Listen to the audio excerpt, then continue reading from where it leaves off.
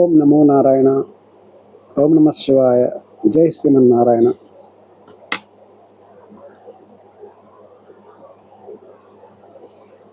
నారాయణం నమస్కృత్య నరం చైవ నరోత్తమం దేవీం సరస్వతీం వ్యాసం తతో జయముదీరయేత్. భవిష్య మహాపురాణం ప్రత్సర్గ పర్వం చతుర్థఖండం 9వ అధ్యాయం 9వ అధ్యాయము.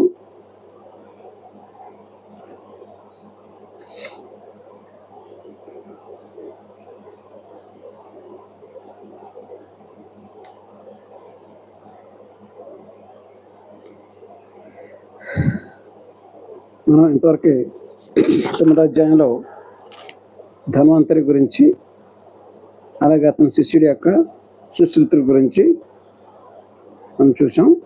కానీ ఇక్కడ ఈ ధన్వంతరి ఆయుర్వేదం అనేది, ఆయుర్వేద ప్రిన్సిపల్స్ ఉన్నాయి. దాంట్లో ముఖ్యమైనవి ఏంటంటే,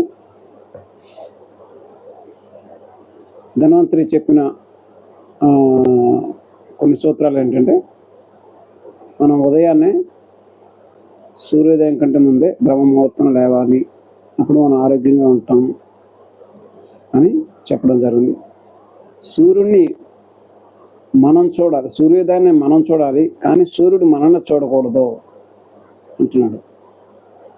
అంటే మనం సూర్యోదయం చూడటం అంటే ఏంటంటే, మనం సూర్యుడి కంటే ముందే, సూర్యోదయం కంటే ముందే లేచి ఆయన్ని స్తుతించాలి, ఆయన్ని పూజ చేయాలి, శ్రీమన్నారాయణని పూజించాలి అని ఈ ధన్వంతరి చెప్పడం.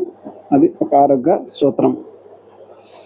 తర్వాత తిండి, భోజన విషయంలో కూడా ఆయన చెప్పేది ఏంటంటే, వారానికి 7 రోజులు కూడా 7 రకాల రుచులు తినాలి. ఒక మొదటి ముద్ద ఆదివారం, ఒక మొదటి ముద్ద దేంతో తినాలి, సోమవారం, వారానికి ఒక్కొక్క ముద్ద, మొదటి ముద్ర మాత్రం ఏమి తినాలని చెప్పాడు. అదేంటంటే, ఆదివారం నాడు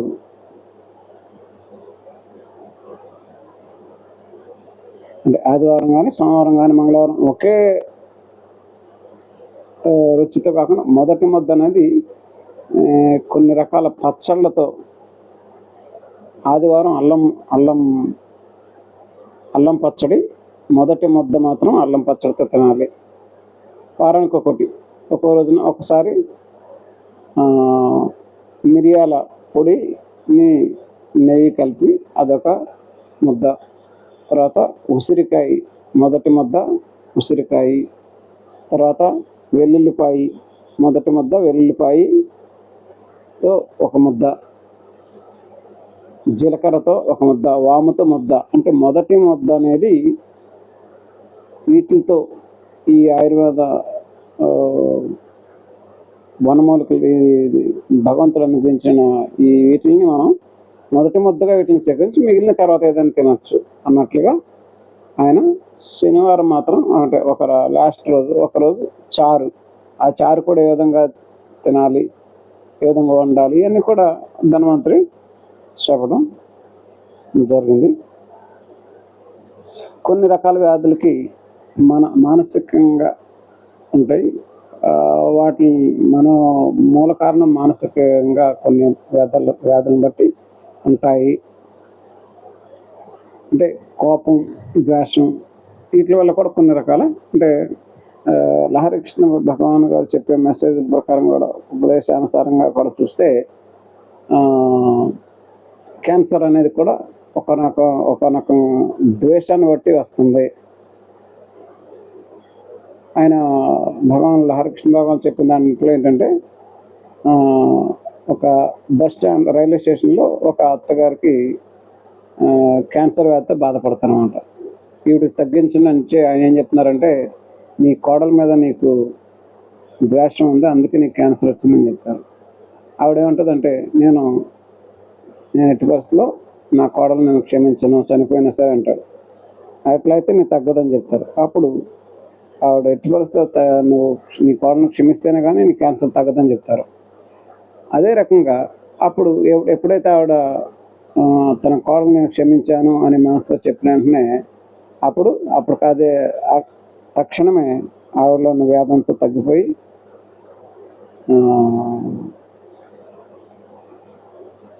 ఆవిడ సంపూర్ణ స్వస్థత పొందినట్లుగా లాలకృష్ణ భగవానులు ఉపదేశంలో విన్నాం. ఆ రకంగా అంటే ఈ ఆయుర్వేదం, ధన్వంతరి ఆయుర్వేదం కూడా మన మానసిక సంబంధమైన స్థితికి ఈ రోగాలకి కొంచెం లింకేజ్ ఉంటుంది, బాంధవ్యం ఉంటుంది. కొన్ని రకాల భయం, ద్వేషం, కోపం, అసహనం ఇవన్నీ కూడా కొన్ని రకాల వ్యాధులకి దారితీస్తాయి అనేది ధన్వంతరి చెప్పడం జరిగింది. ఆయన శిష్యుడే సుశ్రుతుడు అన్నమాట.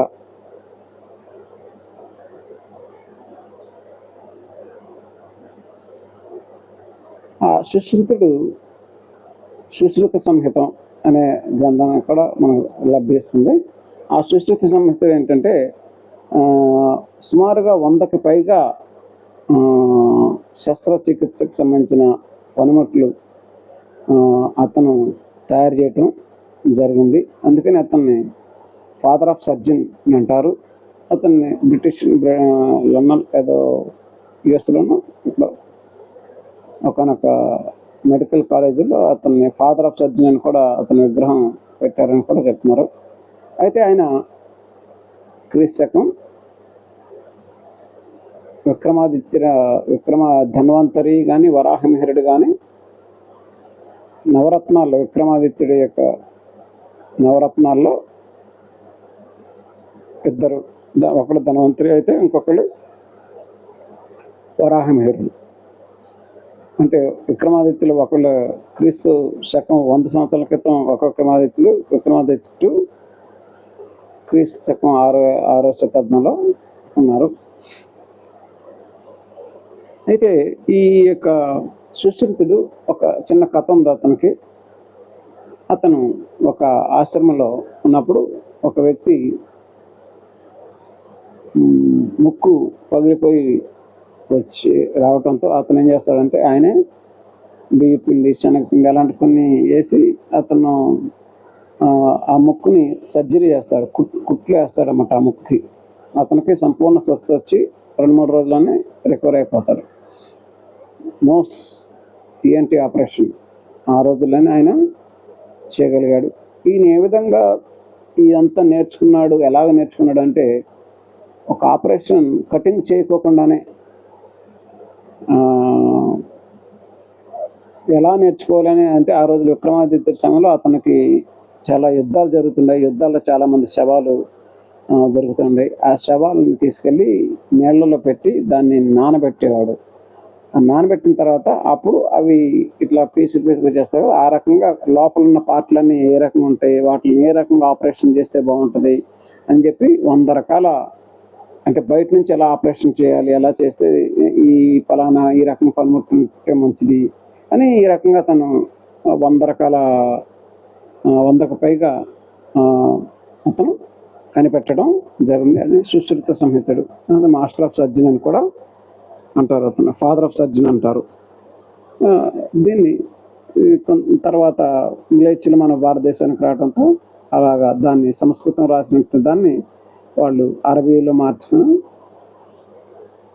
సౌదీ అరేబియా అట్లాగా ఇతర దేశాలకి ప్రవేశించడం. ఆ రకంగా అతనిది ప్రాముఖ్యం చెందాడు సుశ్రుతుడు. తర్వాత ఇంకా 12వ శతాబ్దానికి చెందిన జయదేవుడి గురించి ఇప్పుడు మనం చూద్దాం. 9వ అధ్యాయంలోనే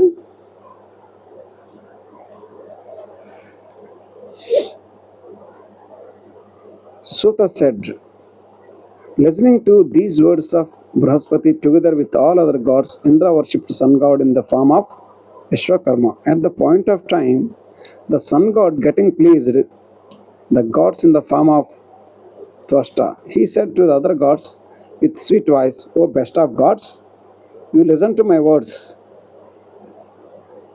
ఓ దేవతల్లో శ్రేష్ఠుడా, మా యొక్క మాట ఆలకించండి. In a village named Bilva in Vanga country, Vanga దేశంలో బిల్వా గ్రామంలో, I shall be born as Vedic scholar popularly known by the name of Jayadeva. నేను జయదేవ అనే పేరుతో నేను జన్మిస్తాను, ఒక వేద పండితుడిగా జన్మిస్తాను. Who would be foremost of all the poets, the speaking reaching the Vanga country. ఆ వంగదేశము వెళ్ళి the sun god is born in the house of a Kanduki brahmana. కందుకి అనే బ్రాహ్మణ ఇంటిలో జయదేవుడు జన్మిస్తారు. He served his parents continuously from the age of 5 to 12 years. 5 సంవత్సరం నుంచి 12 సంవత్సరం వరకు అతను తల్లిదండ్రుల సేవ చేసుకుంటాడు. After the death of his parents, కాకపోతే అతని తల్లిదండ్రులు చనిపోతారు.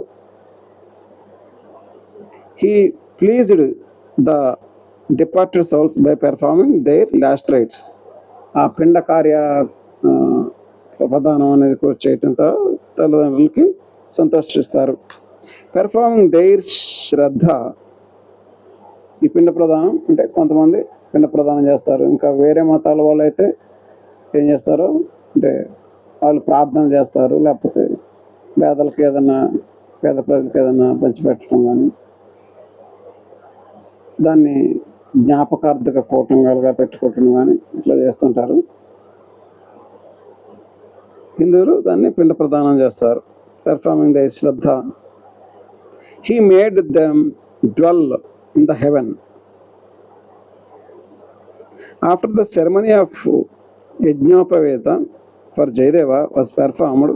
యజ్ఞోపేతం జరిగిన తర్వాత he took to renunciation and started living there in a close by forest. అతను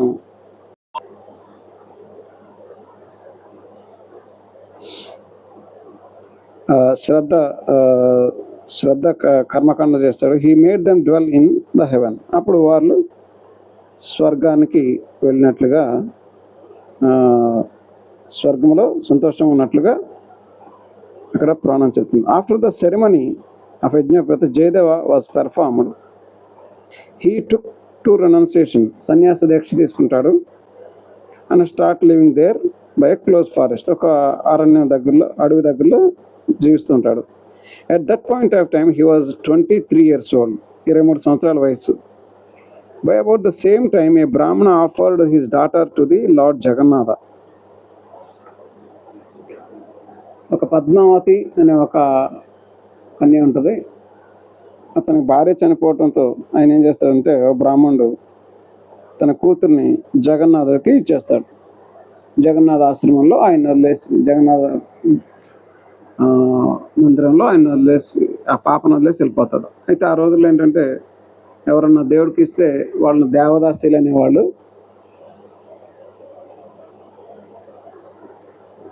after the puja had been performed, the eternal Aniruddha who was present in wood there said to Brahmana. భగవానుడు, అనిరుద్ధ భగవానుడు ఆయనకి కనిపించి, O Satyadeva, you listen to my words. The body of Jayadeva is my body. జయదేవుని యొక్క ఈ నిత్య దేవుడైనటువంటి అనిరుద్ధుడు, ఆ నిత్య దేవుడైన అనిరుద్ధుడు ఏం చెప్తాడంటే,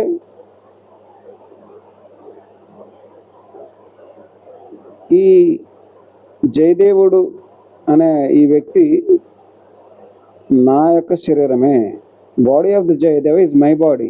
నా యొక్క శరీరమే ఆయన శరీరం. Therefore at my command you offer your daughter to Padmavati. Offer your daughter Padmavati to Jayadeva. జయదేవునికి ఇచ్చి వివాహం చేయండి అంటాడన్నమాట. At these words of the lord the brahmana at once went to the place to request Jayadeva. అప్పుడు నేను వివాహం చేసుకోను అని అతను పట్టుదలతో ఉంటాడు జయదేవుడు. కానీ వీళ్ళేమో నేను వివాహం పద్మావతిని చేస్తామని వాళ్ళు అంటారు. He left his daughter there and return to his home with delight. తన కూతుర్ని అక్కడ వదిలిపెట్టేసి వెళ్ళిపోతాడు. The girl Padmavati took him as her beautiful husband and served him for many years. Jayadeva then taking to a samadhi composed Nirukta based on Vedas, which was variously interpreted by the learned people. He composed Nirukta of 5 types. He composed Nirukta of 5 types. 5 రకాల నిరుక్తులను ఆయన తయారు చేయడం జరిగింది. The Sutras of Naga dynasty has desecrated Prakruta language. అప్పుడు ఈయన ఒక సంస్కృత పండితుడు. సంస్కృత పండితుల్లో మొట్టమొదటిగా వ్యాకరణాన్ని డెవలప్ చేసింది, అభివృద్ధి చేసింది పాణిని. ఈయన కూడా ఒక నిరుక్తం, అంటే యాక్చువల్గా ఈయన బాగా ఫేమస్ అయిన గీతా గోవిందం. గీతా గోవిందం అనేది ఒక అష్టపది అంటారు. అష్టపది 8 చరణాలు 8 లైన్లు కలిగినటువంటి కావ్యం, సంస్కృత కావ్యం. అది ఆయనకి చిన్నప్పటి నుంచి కూడా కొన్ని రకాల దర్శనాలు కళలు వస్తూ ఉండేవి. రాధాకృష్ణుల యొక్క విరహ సంఘటనలన్నీ అతనికి దర్శనంలో వచ్చి దాన్ని కథలాగా కావ్యంలాగా రాస్తాడనమాట. దీన్ని ఇతను ఎవరైతే పెంచుకుంటారో, అంటే ఇది భక్త జయదేవ అనే సినిమాలో అక్కినేని నాగేశ్వరరావు గారు, అంజలిదేవి నటించినటువంటి 1961లో తీసిన సినిమా భక్త జయదేవ. దాంట్లో ఏదంటే కావ్యాలు అనేది ఏదో కొంచెం ఉపయోగకరంగా ఉండాలి, కానీ ఈ లవ్ సీన్లు, అంటే కృష్ణుడు రాధ విరహ వేదనతో శృంగారం సంబంధించిన కావ్యాలు ఇతను రాస్తూ ఉంటుంటే వాళ్ళు ఎవరైతే ఇతను పెంచుకున్నారో వాళ్ళు చాలా అసహించుకున్నారు. ఇది ఇలాంటి పాటలు పాడతారంటే, ప్రేమ కావ్యాలు రాస్తారంటే, లవ్ సాంగ్స్, ఇది భక్తి సాంగ్లా, చిప్పో నీకు అది ముదిరింది, ప్రేమ ముదిరింది, అది కామంతో చేస్తున్నావు, అది అని చెప్పి తల్లిదండ్రులు బయటకు పంపించేస్తారు. అతను పెంచిన తల్లిదండ్రులు కూడా దూరం అయిపోయి వెళ్ళిపోతాడు అన్నమాట. వెళ్ళిపోయి ఒక ఆశ్రమంలో, వనంలో జగన్నాథ రాధాకృష్ణ ఆశ్రమం సంబంధించిన దాంట్లో జాయిన్ అయిపోయి అక్కడ ఉంటాడు. అక్కడ కావ్యాలు రాస్తూ ఉంటాడు అన్నమాట. అట్లా జరిగింది. అయితే అప్పుడు ఆ జగన్నాథాశ్రమంలో ఆల్రెడీ పద్మావతి అక్కడే ఉంటుంది, అక్కడ డ్యాన్స్ చేస్తూ ఉంటుంది. అప్పుడు నన్ను వివాహం చేసుకోమంటుంది, చేసుకొని ఉంటాడు. కానీ తర్వాత ఆశ్రమాధిపతి చేసుకోవాలి, ఇది భగవంతుడు నిర్ణయించిన ఇది కాబట్టి నువ్వు చేసుకోవాలని చెప్తే అప్పుడు అక్కడ పద్మావతిని జయదేవుడు చేసుకుంటాం జరిగింది. ఎందుకంటే ఇది ఆయన యొక్క పద్మావతి జయదేవుల కళ్యాణం అనేది లోక కళ్యాణం. రాధాకృష్ణుల శృంగార విరహ వేదనని వర్ణించడానికి భగవంతుడు ఈ రూపంలో వచ్చాడు కాబట్టి ఇది వివాహం చేసుకోవాలి అంటాడు. కాబట్టి అప్పుడు ఆయన వివాహం చేసుకోవడం జరిగింది.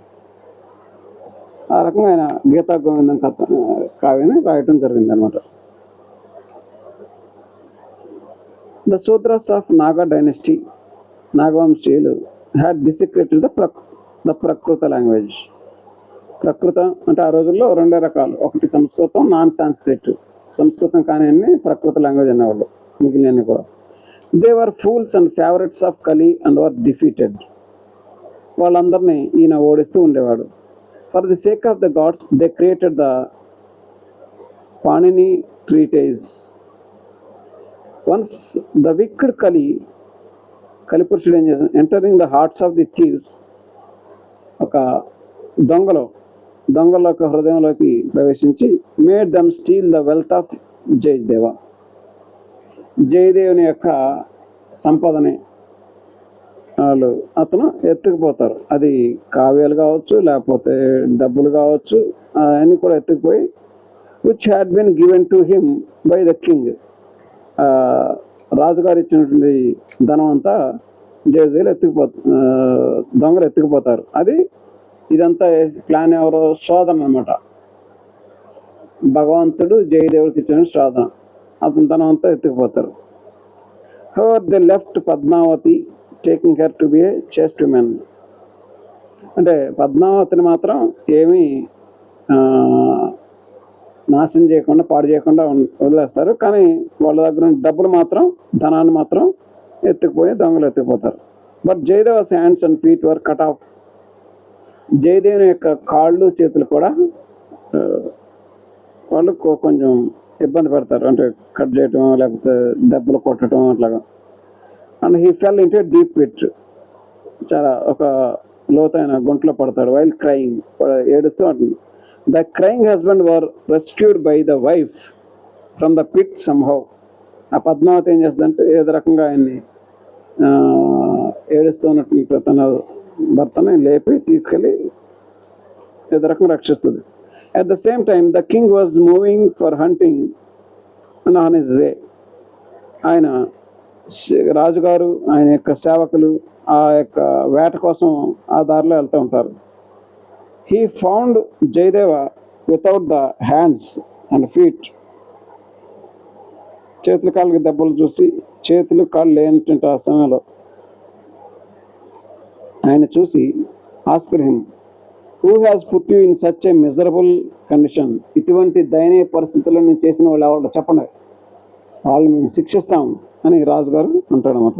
ఓ lord, I have achieved this position because of my own deeds. నా కర్మ ఫలితంగా నేను అనుభవిస్తున్నాను. నా పూర్వజన్మ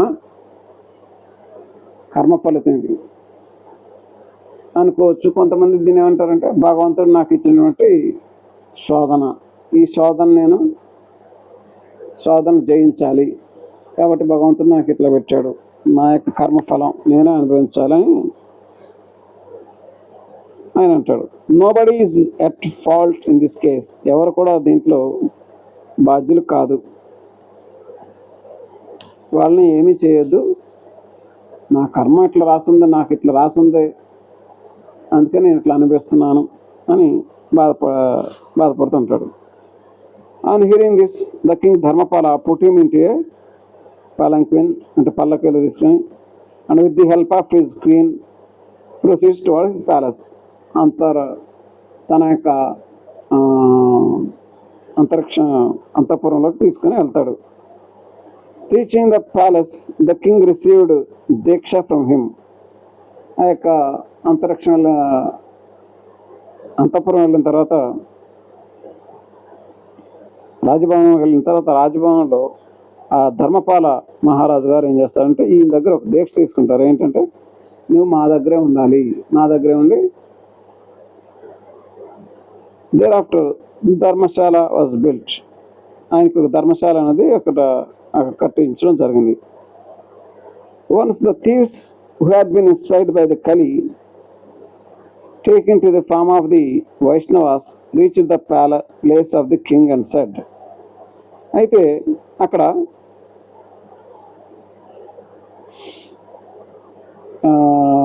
ఎవరైతే దొంగలో ఈయన ధనాన్నంతా దోచుకొని పోయి వెళ్ళిపోతారో వాళ్ళు ఏం చేస్తారంటే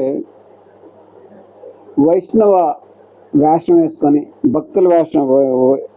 విష్ణు భక్తుల యొక్క వేషం వేసుకొని రాజుగారి స్థానానికి వస్తాడు. ఎందుకంటే ఇప్పుడు ఈయన దగ్గర అంతా దొంగలించారు కదా. We are the people well versed in శాస్త్రాలని మాకు బాగా తెలుసు అని చెప్పడం, మేమే రాశాం ఇదంతా అని, శాస్త్రాన్ని మాకు బాగా తెలుసు అని చెప్పుకుంటా ఏ రాజుగారి స్థానంలో ఏ రాజుగారి దగ్గర ఈ జయదేవుడు ఆశ్రయం పొందుకుంటున్నాడో ఆ రాజుగారి దగ్గరికే ఈ దొంగలు కూడా వస్తారంట, మేము బాగా వైష్ణవ భక్తులని.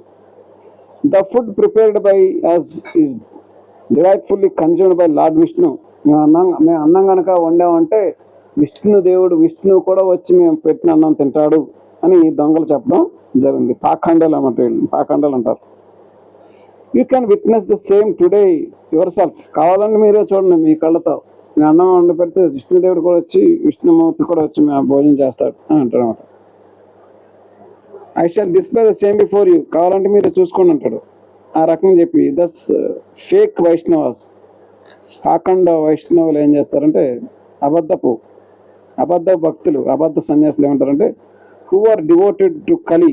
ఇది కలి యొక్క మాయలో, అంటే మాయలు మంత్రాలు ఇంద్రజాలాలు చేసేవాళ్ళు అనమాట. Making use of their illusion displayed lord Vishnu consuming the food. Making use of their illusion displayed the lord Vishnu consuming the food. వాళ్ళకి ఇంద్రజాలం మాయ చేస్తాడంట.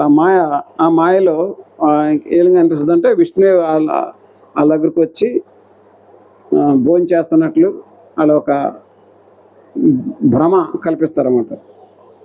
అప్పుడు అది అది ధర్మపాల రాజు చూస్తాడనమాట. అది చూసి ఆశ్చర్యపోతాడు. The king Dharmapala said to Jayadeva, జయదేవుడికి వచ్చేది, O preceptor Gurudeva, the devotees of Vishnu have arrived here in my house. Vishnu యొక్క భక్తులు నా దగ్గరికి వచ్చారండి. Who display the lord before us. విష్ణువునే తీసుకొచ్చి మాకు చూపించారు, విష్ణు దర్శనం చేశారు. నువ్వు కూడా అక్కడికి వస్తే నీకు కూడా ఏమన్నా సహాయం చేస్తారేమో, రానాయనా ఓ జయదేవ అని అంటాడు. ఆన్ హియరింగ్ దిస్, జయదేవుడు కూడా అక్కడికి వస్తాడు. జయదేవుని కొట్టిన దొంగలాడు వాళ్ళ దగ్గరికే జయదేవుడు వస్తాడు. The king however was immensely surprised when the wicked cheats found Jayadeva smiling. జయదేవుడు నవ్వుతుంటాడు ఈ దొంగలను చూసి. ఎందుకంటే ఆ దొంగలే ఈయన కొట్టేసి అక్కడ కాళ్ళు ఎరగొట్టేసి అక్కడ పడేస్తారు కదా. వాళ్ళని చూసి జయదేవుడు నవ్వుతుంది. జయదేవుడు ఏంటి ఇట్లా నవ్వుతున్నాడు అని అనుకుంటాడు రాజుగారు. Therefore they said to the king, the Brahman was a cook. వాళ్ళు ఈ యొక్క జరిగిన కథ అంతా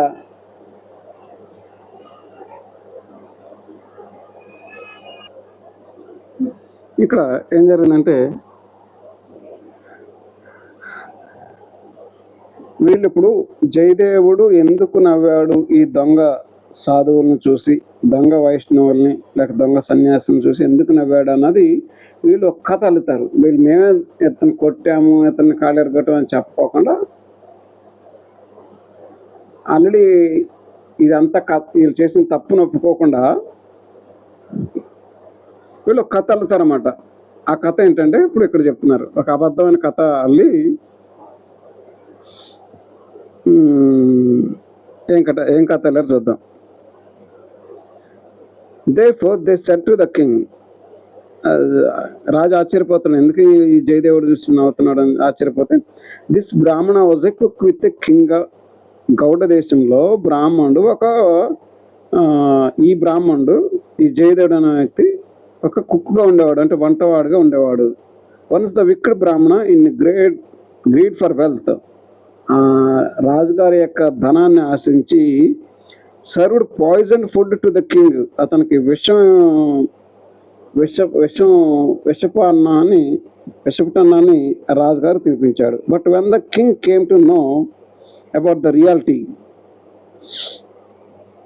అప్పుడు ఆ నిజం తెలుసుకున్న రాజు ఏం చేశాడంటే, he intended to crucify him.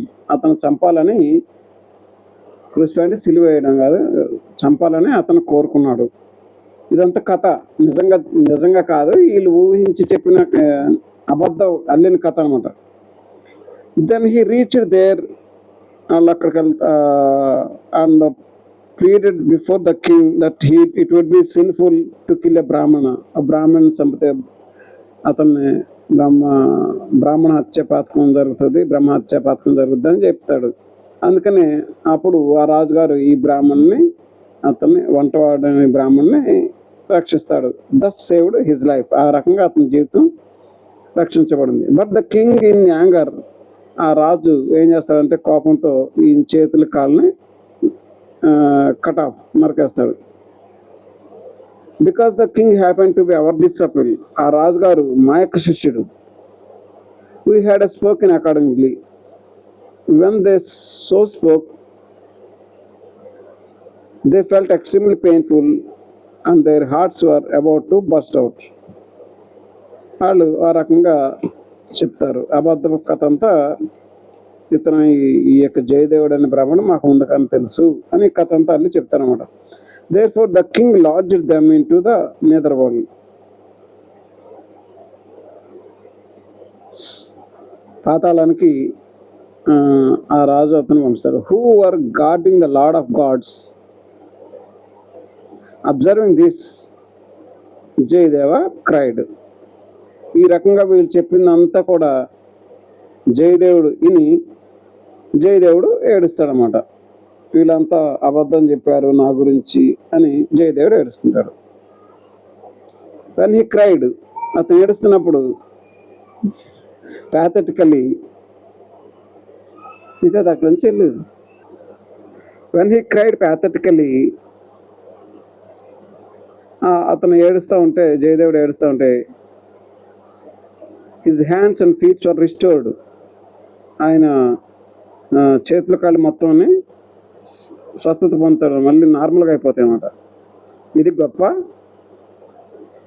ఎందుకంటే సాక్షాత్ సూర్య భగవానుడే జయదేవుడు, అంటే భగవాన్ యొక్క అవతారమే కాబట్టి ఆయనకి ఆశ్చర్యకరం జరుగుద్ది. రిస్టోర్డ్ యాజ్ బిఫోర్, అతనికి అంతకుముందు కాళ్ళు చేతి ఎట్లా ఉన్నా అట్లా అయిపోద్ది. The king felt extremely surprised at this, దీన్ని కూడా చూసి ఆయన ఆశ్చర్యపోతాడు. వాళ్ళు చెప్పింది కథ అంతా అయినే ఒక రకంగా అవుద్ది, కానీ జయదేవుడు ఎందుకు ఏడ్చాడో ఆయనకి తెలియదు. మళ్ళీ తనకు కంప్లీట్ స్వస్థత వచ్చడం ఇది ఎందుకు జరిగిందో ఆయనకు అర్థం కాదు. The king fell extremely surprised at this. At that point of time Jayadev explained all the causes there. అయితే ఇదంతా అయిపోయిన తర్వాత అసలు ఇది ఎందుకు జరిగింది, వాళ్ళ ఆ దొంగ వైష్ణవ భక్తులు చెప్పిన అబద్ధం, తర్వాత ఇదంతా జరిగేటప్పటికల్లా అక్కడ ఒక పెద్ద భూకంపం వచ్చి ఆ దొంగ సన్యాసులంతా కూడా దాంట్లో ఆ భూమిలోకి వెళ్ళిపోతారు. భూమి మళ్ళీ నార్మల్ అయిపోద్ది. ఈయనకి స్వస్థత అనేది కాళ్ళ చేతుల నుంచి స్వస్థత అయిపోద్ది. ఆ దొంగ సన్యాసులు మాయమైపోతారు, అంటే భూమి తనలో కలిపేసుకుంటుంది అనమాట, నిద్రపోవడం.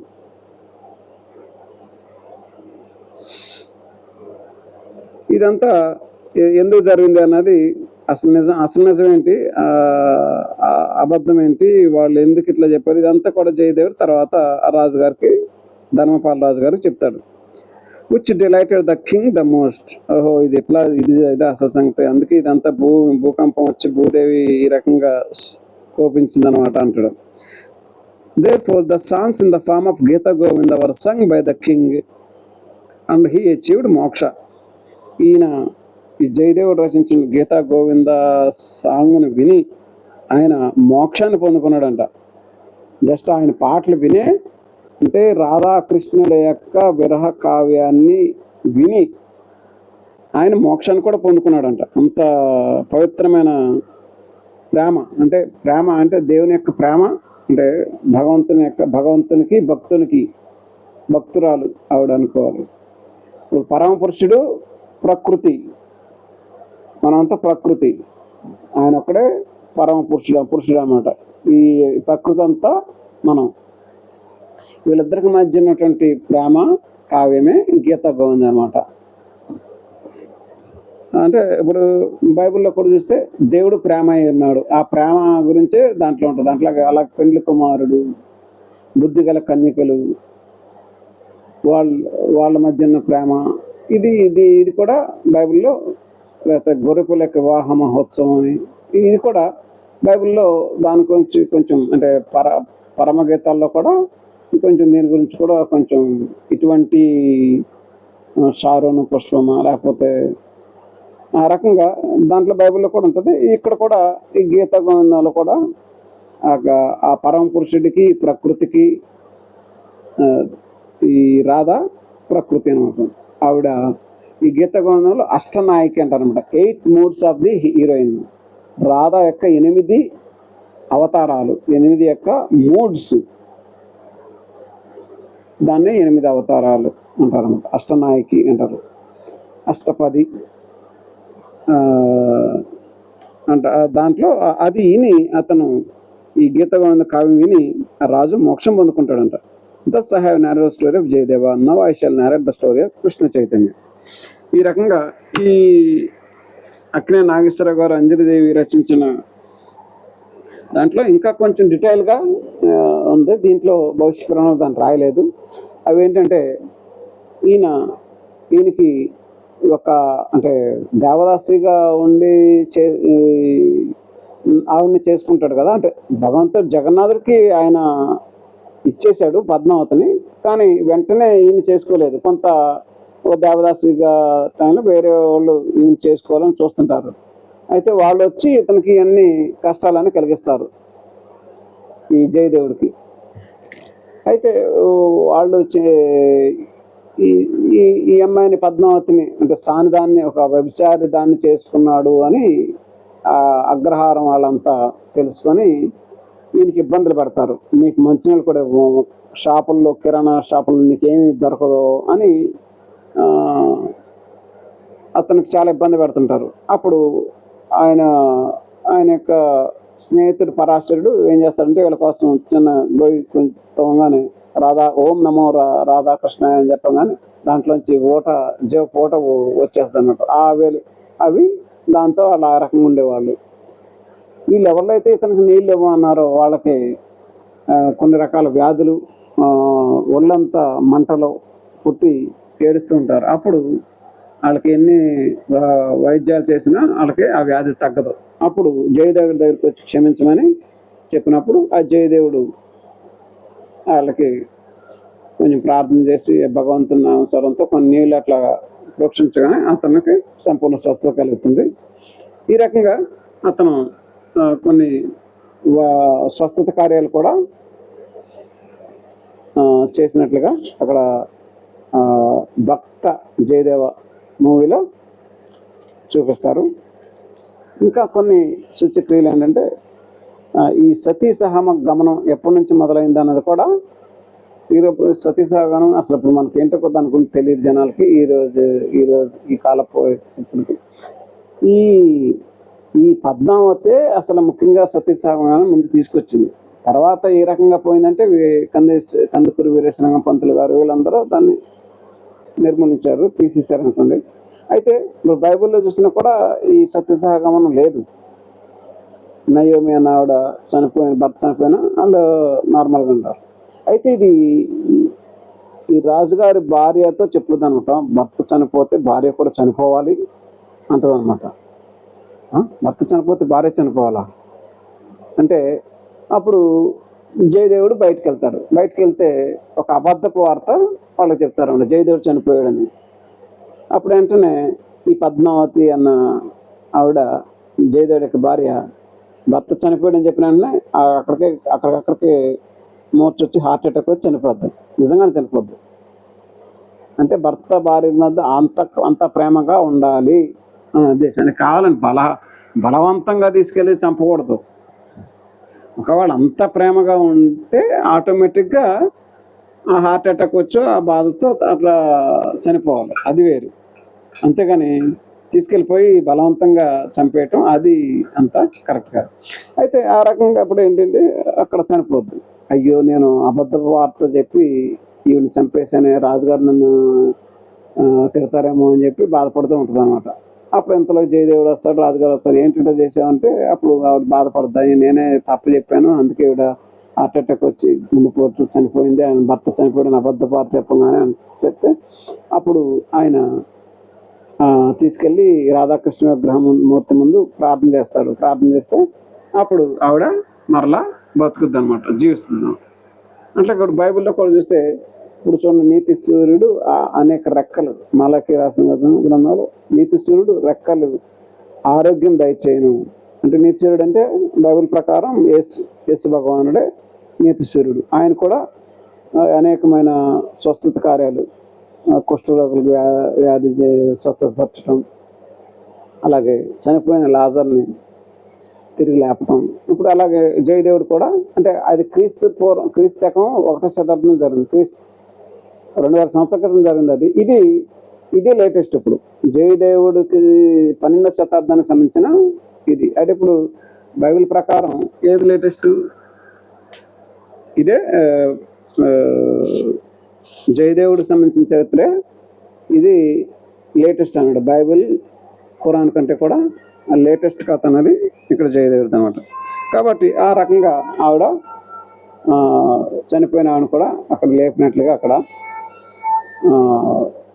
భక్త జయదేవ సినిమా మూవీ చెప్తుంది.